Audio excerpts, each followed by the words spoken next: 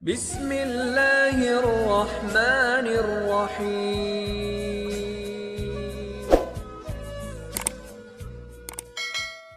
Bulan Rabiul Awal disebut bulan mulia, sebab pada bulan ini, manusia istimewa lagi mulia bernama Muhammad Shallallahu Alaihi Wasallam dilahirkan, tepatnya pada tanggal 12 Rabiul Awal tahun 570 Masehi di Makkah. Karenanya, bulan Rabiul Awal sering disebut dengan bulan Maulud, yang berarti dilahirkan, atau bulan Maulid, yang berarti waktu kelahiran.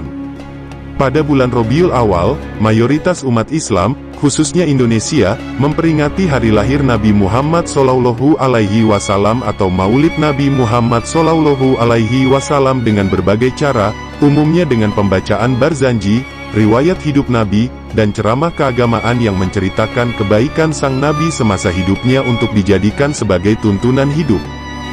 Para ulama berbeda pendapat tentang hukum peringatan Maulid Nabi.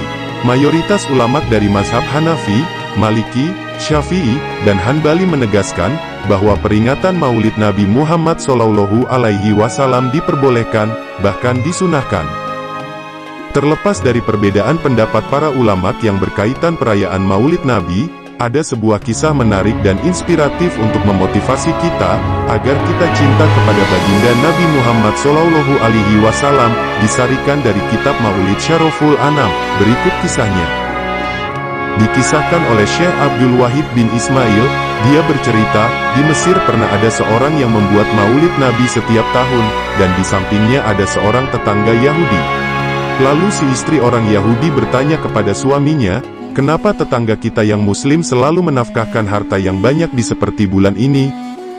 Lalu suaminya berkata kepadanya, ia menduga bahwa nabinya dilahirkan pada bulan ini, yakni bulan Rabiul Awal, dan ia melakukan hal tersebut, karena bahagia dan memuliakan beliau dan kelahirannya. Abdul Wahid berkata, lalu keduanya tidur di malam itu, lalu istri orang Yahudi melihat dalam tidur, ada seorang yang sangat ganteng, ia memiliki kewibawaan yang luar biasa, memiliki kehormatan, dan ketenangan. Lalu orang yang sangat ganteng tersebut masuk rumah tetangganya yang muslim dan di sekeliling beliau ada sekelompok sahabat beliau, dan mereka mengagungkan beliau.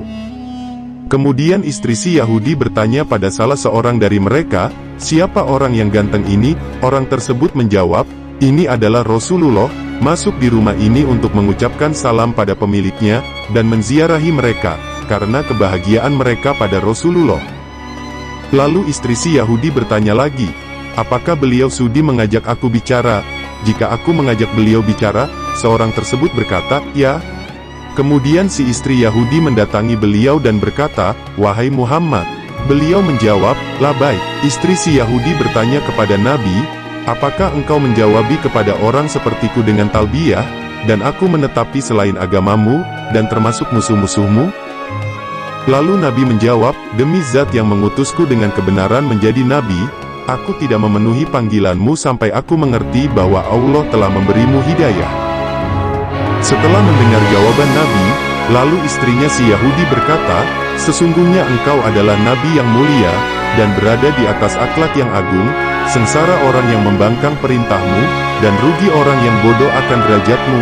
Ulurkan tanganmu, maka aku bersaksi bahwa tiada Tuhan selain Allah, dan sesungguhnya engkau adalah utusan Allah."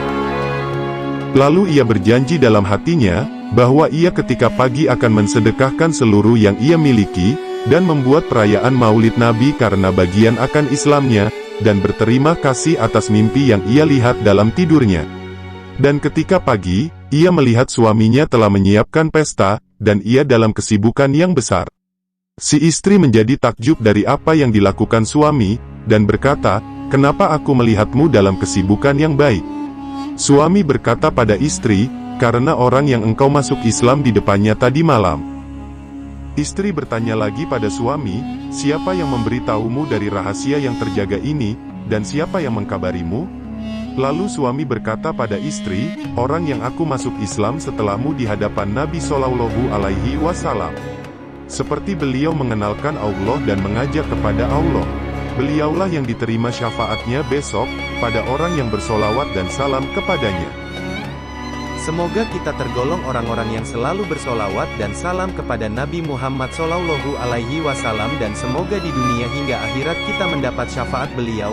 Amin ya robbal alamin. Semoga bermanfaat. Wallahu alam bishawab.